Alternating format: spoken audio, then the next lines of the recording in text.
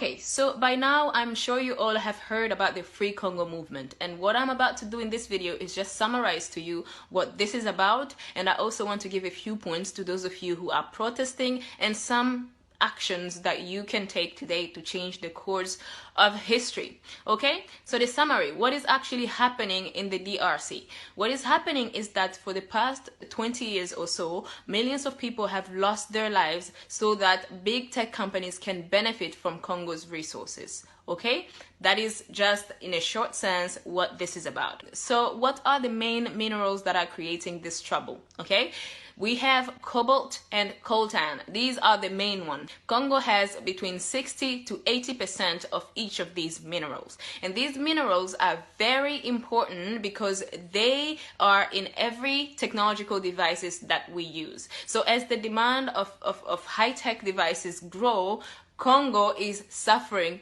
the most. All of these companies are accessing Congo's minerals in the most inhumane ways. So basically, Congolese people are paying by blood for the Western companies to benefit off of Congo's minerals. Now, why is it important that we denounce this? Okay, as an African person, as a black person, you should understand that Congo is a very important country on the African continent. Okay, I'm gonna explain why. Congo is the richest country on this earth in terms of natural resources. Okay, its untapped natural wealth is estimated to be worth 24 trillion US dollars. Okay, so a better Congo means a better Africa, basically. Secondly, Congo is home to the second biggest rainforest after the Amazon. And thirdly, Congo has 80 million acres of arable land. It can feed double the population of the African continent. So basically, a developed Congo is a developed Africa. And another one is Congo has powerful rivers that could basically provide electricity to the whole of sub-Saharan Africa. This is why Congo is vital. It's important. Now, why is the mainstream media not speaking about this? They are not speaking about this because all of these media outlets are paid by the same people who are benefiting from what Congo is going through for more than 20 years. Okay, that is why you don't see it on TV. And this is why we as Africans have to amplify this. Now, to Congolese influencers, all I have to say is, some of you guys are disappointing, all right? Some Congolese influencers are actually very disappointing, okay? Especially in the music industry.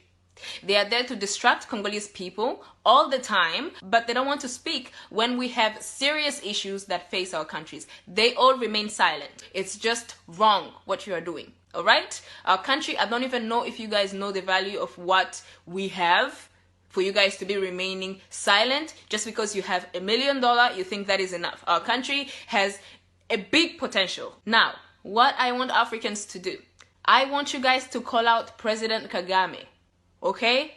Oh my God, it's surprising because he's our hero. Yes, he's your hero because the Western media told you that he is.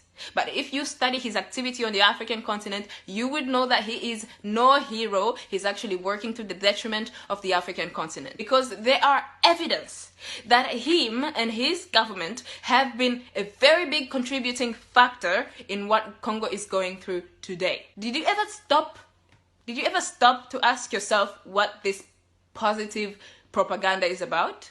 Rwanda is one of the poorest nations in the world, okay? And it has at its head a government that is very authoritarian. That's basically like a North Korea in Africa, but we all don't know this because the Western media is telling us that it's amazing, it's the place to be, when that is not true. So why should you believe me that this is not true? Because I will give you another example. Okay, let's take the example of Botswana. Okay, Botswana is one of the richest countries on the African continent in terms of the GDP. And Botswana has one of the most stable political scenes on the African continent, a very stable democratic political scene. But does any of you guys actually know who the president of Botswana is? You don't know. Okay, I know I don't. You probably don't know. Okay, so why is it that all of us now know who President Kagame is when his country is one of the poorest?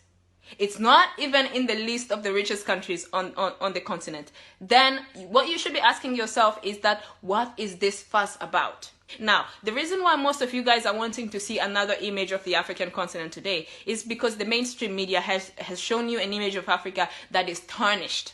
Okay? And I want you guys to understand that that tactic by the Western media or the mainstream media is not just about negative news. They also do it in positive news. They are flooding your screens with positive news about Rwanda because they want you to ignore what Rwanda is doing to benefit them and also destabilize the African continent. Okay? At its own advantage. Now, we need an advanced, developed Africa. We don't need one developed African country.